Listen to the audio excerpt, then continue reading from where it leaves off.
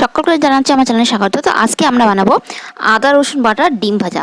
তো এর জন্য আমরা কি করব, আমরা সবার প্রথমে মশলা করব। মশলা করার জন্য সবার প্রথমে আমরা মিক্সিং গ্রাইন্ডার নেব। মিক্সিং গ্রাইন্ডারের ভিতরে স্বাদ অনুযায়ী কাঁচা লঙ্কা দিয়ে দেবো।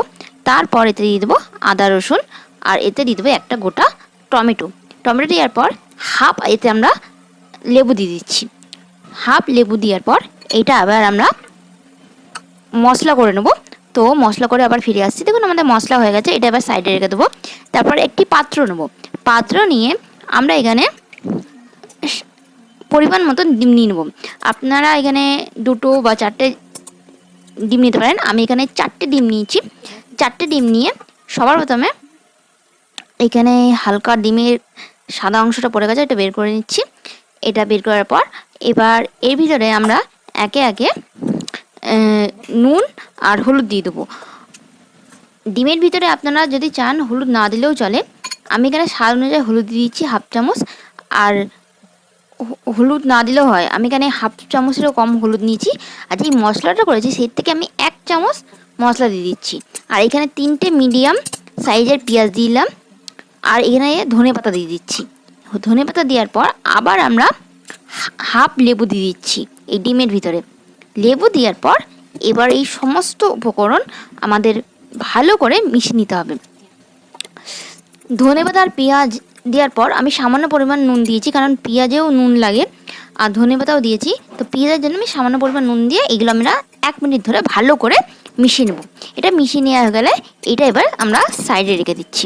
সাইডে রেখে দিয়ে এরপর আমরা গ্যাস ধরিয়ে দেবো। গ্যাস ধরিয়ে আমরা 1 চামচ তেল দেবো। তেলটা আমরা 30 সেকেন্ড অবধি গরম করব। যখনই গরম হয়ে যাবে তেলটা কড়াই চারিদিকে ছিটিয়ে দেবো।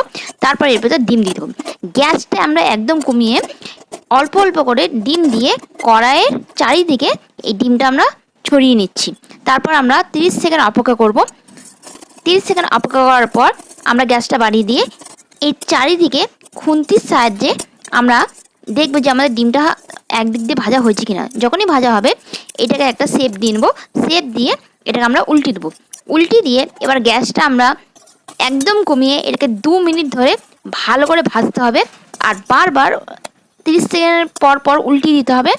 আর একদিকে 30 সেকেন্ড রান্না করতে হবে, অন্যদিকে 30 সেকেন্ড রান্না করতে হবে। এরকমভাবে আমাদের 2 মিনিট ধরে এটাকে ভাজতে হবে। এটা ডিমটা ভাজার সময় মাথায় রাখবেন গ্যাসটা বাড়াবেন না। গ্যাস বাড়িয়ে দিলে ডিমের একদিকটা পুড়ে যাবে। আর যদি গ্যাস কমিয়ে রাখেন তাহলে ডিমের যে পেঁয়াজ আর ধনেপাতা আছে ওটা ভিতর দিয়ে কাঁচা থেকে যাবে। তো আপনারা সবসময় গ্যাসটা কমিয়ে রান্না করবেন যাতে পেঁয়াজগুলো ভালো করে ভাজা হয়ে যায়। এটা মাথায় রেখে আপনারা এই ডিমটা রান্না করবেন। আমি এখানে দুটো ডিম অমলেট করেছিলাম। একটা আমি গোটা রেখেছি, একটা আমি কুচি কুচি করে নিচ্ছি। দেখুন এখনও ডিমটার যে পেঁয়াজটা আছে এটা কাঁচা থাকবে। আর আপনাদের যদি মনে হয় ডিম ভাজার সময় সামান্য তেল লাগবে, তো তেল আপনারা 1/2 চামচের কম একটা খুন্তির সাইজে কড়াইয়ের চারিদিকে দিয়ে দেবেন। তাহলেই আমাদের মশলাদার ডিমের রেসিপি রেডি হয়ে যাবে। আশা করছি আপনাদের এই ভিডিওটা পছন্দ হবে। প্লিজ জানাবেন যে আপনাদের এই রেসিপিটা কেমন লেগেছে, আর একটা লাইক দিয়ে আমাদের সমর্থন জানাবেন। Thank you.